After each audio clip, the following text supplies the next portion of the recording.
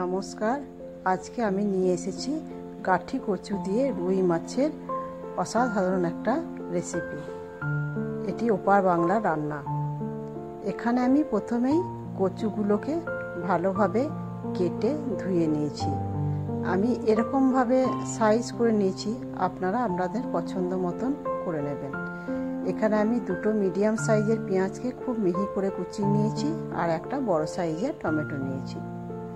এবার আমি রুই মাছগুলোকে ভালো করে ধুয়ে নিয়েছি। এর মধ্যে আমি লবণ হলুদ দিয়ে মাছগুলোকে ভালো করে মাখিয়ে নেব এবং 10 মিনিটের জন্য রেস্টে রেখে দেব।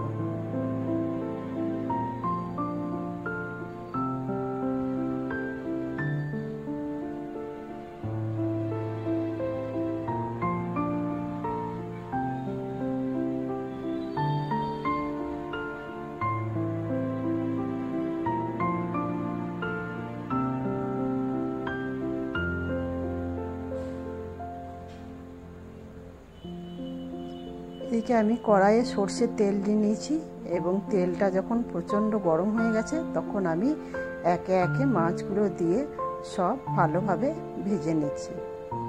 তেলটাকে অতি অবশ্যই গরম করতে হবে, না হলে মাছগুলো লেগে যাবে।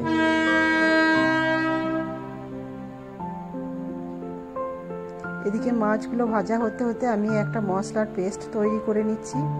এখানে দিয়ে দিয়েছি 1 চামচ ধনের গুঁড়ো, 1 চামচ জিরের গুঁড়ো, হাফ চা চামচ হলুদের গুঁড়ো, হাফ চা চামচ লঙ্কার গুঁড়ো। এটাকে জল দিয়ে সবগুলোকে ভালো করে পেস্ট তৈরি করে নেব।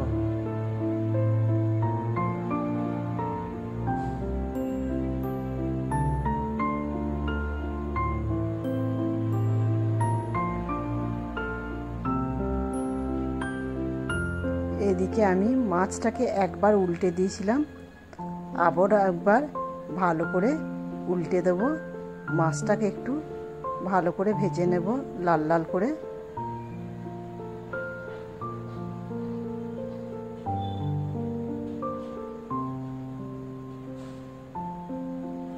মাছগুলো আমার ভাজা হয়ে গেছে, এবার আমি সবগুলোকে তুলে নিচ্ছি।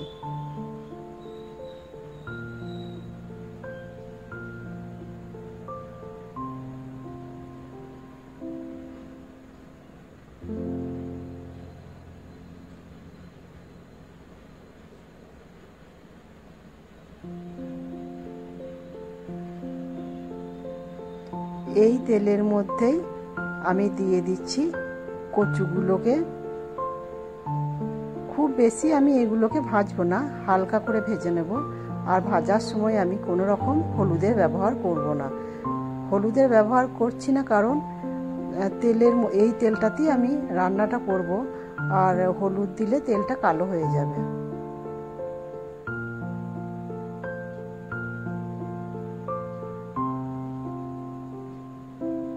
হালকা করে আমার ভাজা হয়ে গেছে, কচুগুলোকে আমি সব তুলে নিচ্ছি।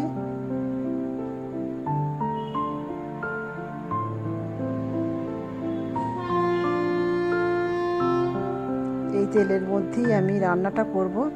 এবার আমি এখানে দিয়ে দিলাম একটা তেজপাতা, 1 টুকরো দারচিনি, 1 টুকরো এলাচ, 2টো লবঙ্গ আর হাফ চা চামচ গোটা জিরে।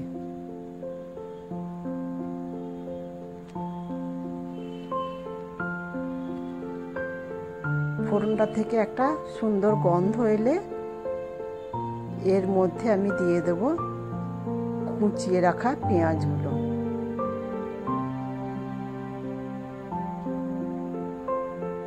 পেঁয়াজগুলোকে আমি একটু হালকা করে ভেজে নেব।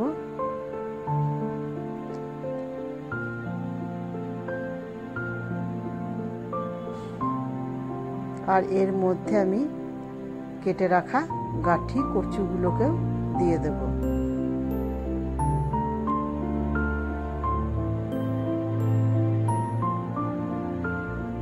কচুগুলোকে আমি এই পর্যায়ে দিয়ে দিচ্ছি কারণ এটা মশলার সঙ্গে কষতে কষতে আমার 70% সেদ্ধ হয়ে যাবে। দিয়ে দিলাম কেটে রাখা টমেটোগুলো। আবারও ভালো করে সব মিশিয়ে নেব।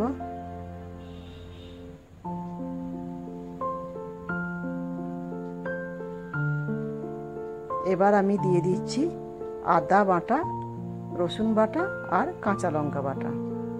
আমি এটাকে একসাথেই বেটে রেখে দিয়েছিলাম।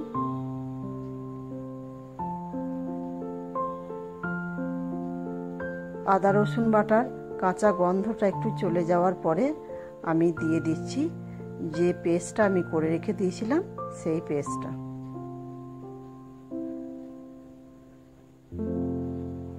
মশলা ধুয়ে বাটি জলটাও দিয়ে দিলাম।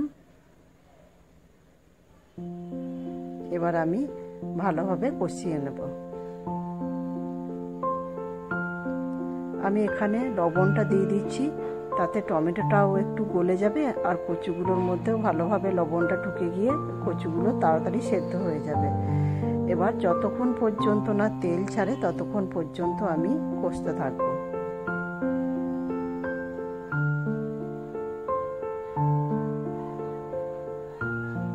এখানে আমার মোটামুটি কষানো হয়ে গেছে, তেলও ভালোভাবেই ছেড়ে গেছে।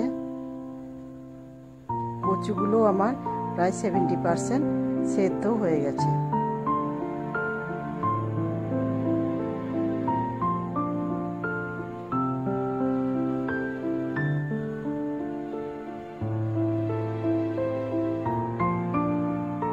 এখন আমি এর মধ্যে দিয়ে দিচ্ছি জল।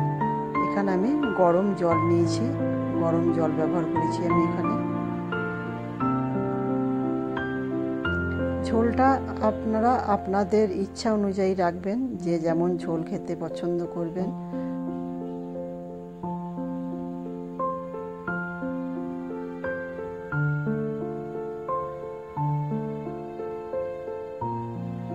একটু ব্যালেন্সের জন্য আমি চিনি দিয়ে দিলাম এখানে। এবার ভেজে রাখা মাছগুলো আমি দিয়ে দিচ্ছি।